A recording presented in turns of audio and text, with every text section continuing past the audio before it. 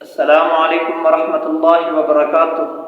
آج ہمارے اس ویڈیو کا موضوع حضرت یوسف علیہ السلام ہے۔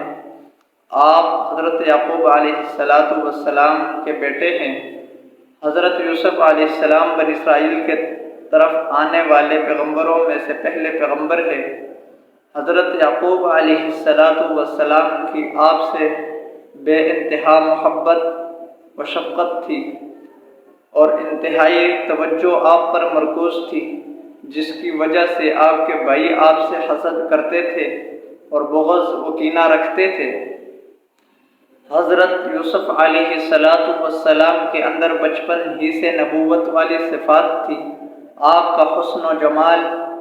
بہت مشہور و معروف ہے کہ آپ کو دیکھ کر مصر کی عورتوں نے اپنی انگلیاں کاٹ دی تھی۔ حضرت یوسف علیہ السلام نے بچپن میں خواب دیکھا کہ 11 ستارے، سورج اور چاند مجھے سجدہ ریز ہے، جس کی تعبیر مصر جانے کے بعد حقیقی معنی میں ہوئی، اور بعض مفسرین کہ ہاں یہ بلند شان اور مرتبہ کے لیے ہے جو آپ کی نبوت پر دال ہے۔ حضرت یعقوب علیہ السلام آپ کے علامات سمجھ گئے تھے۔ حضرت یعقوب علیہ السلام آپ کا بہت خیال رکھتے تھے اور آپ کو ان کے بھائیوں کے ساتھ نہیں بھیجتے تھے، کہیں ان پر شیطان کا غلبہ نہ ہو جائے اور اپنے بھائی کے بارے میں کچھ برا نہ کر جائے۔ تو بھائیوں نے ایک دن پلان بنایا کہ والد صاحب کی توجہ، محبت و شفقت یوسف پر ہے، تو کیوں نہ ہم یوسف کو راستے سے ہٹا کر اپنی طرف اس کو کر لیں۔ تو انہوں نے پلان کے مطابق حضرت یعقوب علیہ السلام کو منا لیا اور یوسف کو جنگل میں لے گئے۔ وہاں پر ایک ویران کنویں میں آپ کو ڈال دیا اور ایک قبیلہ،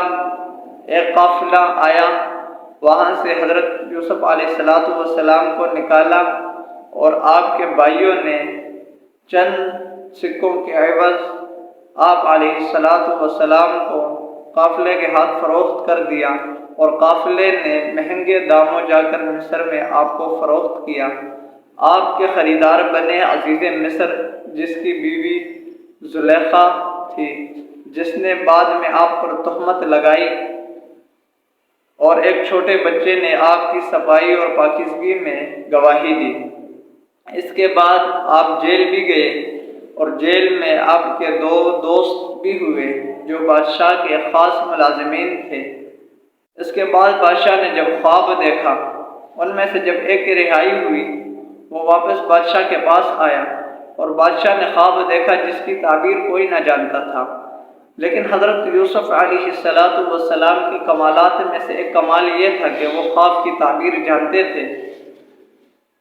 تو اس قیدی نے جو حضرت یوسف علیہ السلام کے ساتھ جیل میں رہا تھا، حضرت یوسف علیہ السلام کا بتایا، تو بادشاہ نے حضرت یوسف علیہ السلام کو بلوایا اور ان سے خواب کی تعبیر پوچھی۔ تو حضرت یوسف علیہ السلام نے جب خواب کی تعبیر بتائی کہ 7 سال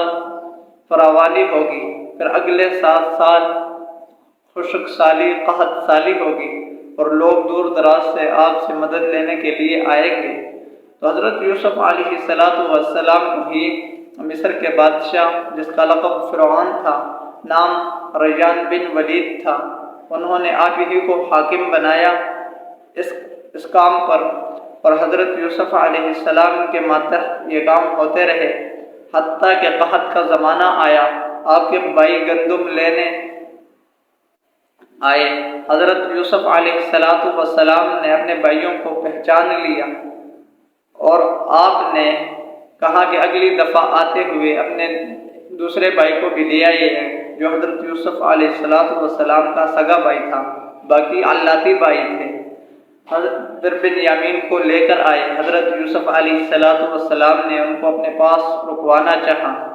اور ان کے سامان میں کوئی چیز ڈال کر آپ کو رکوا دیا اپنے پاس۔ اور اسی طرح حضرت یعقوب علیہ السلام حضرت یوسف علیہ السلام کی جدائی اور فراق میں نابینا ہو چکے تھے۔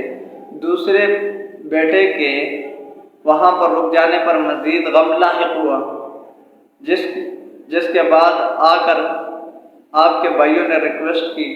کہ ہمارے بھائی کو آزاد کر دیں، پہلے ابھی ہمارے ایک بھائی گم ہو گئے ہیں جس کو بھیڑیا کھا گئے ہوئے، تو اس وجہ سے والد صاحب بہت پریشان و ناراض ہے، اگر اس کو بھی روک دو گے تو حضرت